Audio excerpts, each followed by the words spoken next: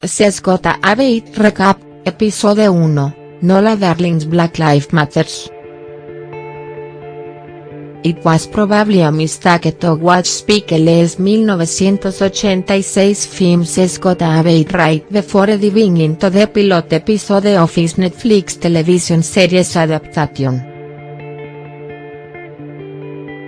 All I can say is the money wise the series isn't the movie, no matter how much I like it.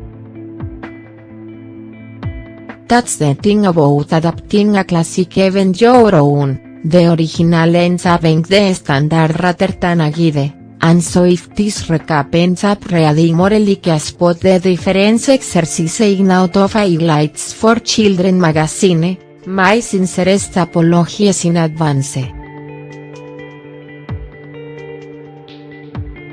So much of the film version of CSJ magic was in its fail. It wasn't a perfect movie. But that was so charming. It was unvarnished, bohemian. It was jazzy.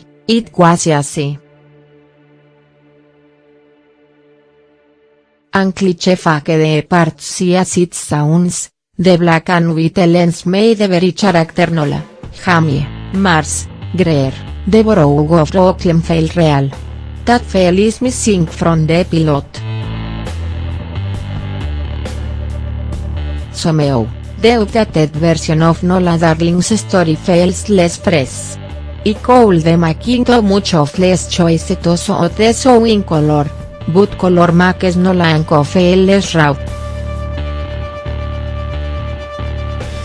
Everything about this pilot feels worked. The characters' names appear as astas at the bottom of the screen instead of the simple white type font we saw in 1986. And Nola's apartment is toned. Jamie is too intense. Greer is too much of a white type character. The New York slang feels awkward in the actor's moods. Everything and everyone feels too much like theatrical. That worked feeling may very well be a deliberate choice on Lee's part. Maybe this is how I want us to confront us with what a new Brooklyn is now. The Brooklyn of today hardly resembles that of 1986. As a native, I've seen Brooklyn lose so much culture to gentrification, and still it was very harrowing to come from watching 1986 Jamie and Nola follow one another through the very black Fulton Mall to see millennial Nola and her friends being served by a bearded white waiter at their birds head together.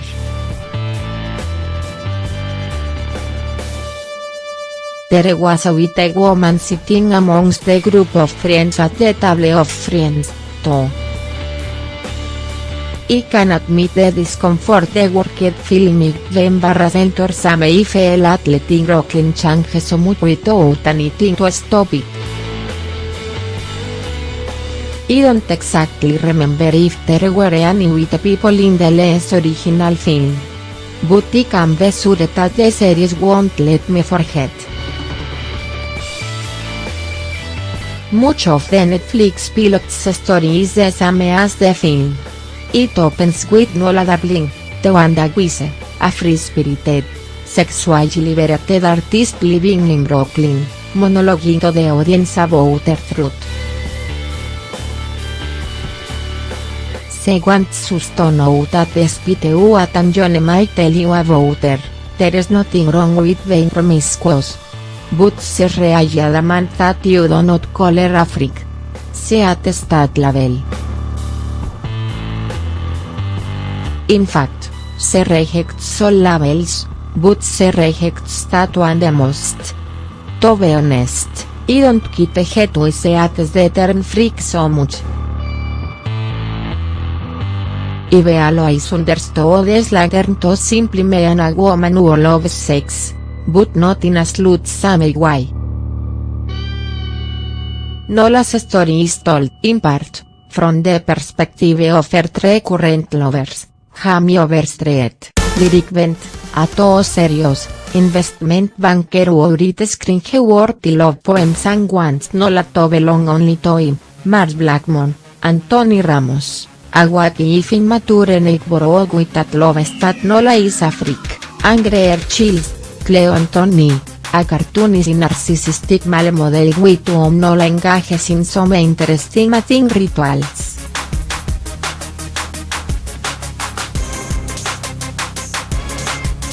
The episode covered the days before and after Nola's birthday. She sleeps with and fights with Jamie, who doesn't understand why Nola refuses to commit to in the spite so un extra partners. She has kinky sex with Greer who she believes that is the best thing to happen to Nola is uttered when she is the unflattering portrait of his ugly in her beast she paints of him. Later, Greer, too egotistical to bear the thought of Nola desiring other men, hypocritically suggests she has a sex addiction.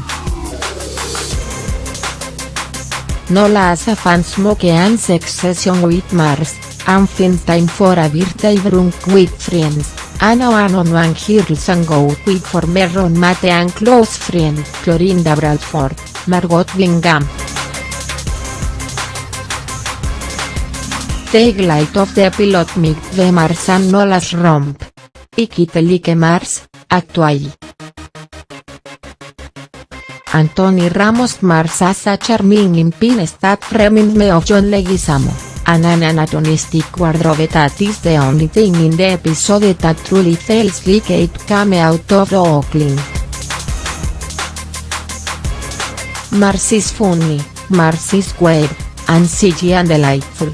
And I like Nola when she is with him. It is the only time during the pilot she feels fully at ease. So at ease, speak let's Mars the listening Nola monologues gripes but freely speaks gripes with the Academy Award noobs of Denzel Washington and Al Pacino too. The pilot takes a major turning point when Nola is assaulted by an aggressive cat caller on her walk home from a pot smoking and at Clorinda's place. She manages to victim of, but not before a angry catcher a black beat. The pain of this incident moves Nola to try to reclaim her power, and refuses to let men tell her who she is. So, she posters her Nick Borough with anti-harassment street art that declares that she is not an of the names street harassers of the news young woman. She is going to be the one who takes us who she is, Nola darling.